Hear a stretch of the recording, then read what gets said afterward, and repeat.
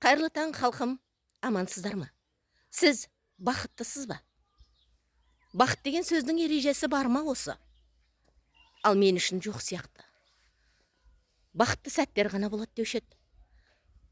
Біреу үшін бақыт отбасын құру болса, ал біреу үшін баспана. Біреу үшін отбасының тату-тәтті ынтымақта болу болса, біреу үшін сәбилі болу.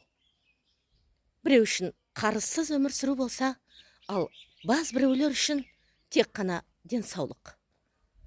Ал халқым, бақыт деген байдың сарайында да, кедейдің лашығында да болады дейді. Біз оны тек сезінуіміз керек екен.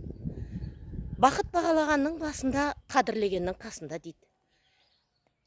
Ендеше бақытымызды бағалап жүрейік халқым. Біздің бақытты не бақытсыз болуымыз, ол біздің ойымыздың жемісі екен.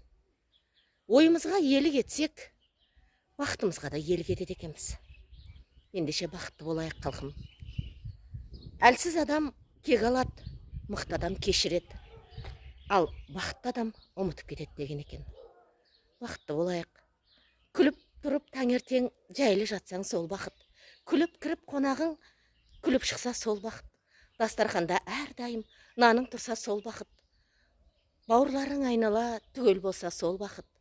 Балаларың шуылдап, ойнап күлсе сол бақыт дейді. Ал қайғы мұңсыз өмір сүрсең, соның өзі шын бақыт екен. Мен бақыттымын деп айта жүрейікші халқым. Қиын емес қой. Бақытты болайық ағайын. Аман болыңыздар.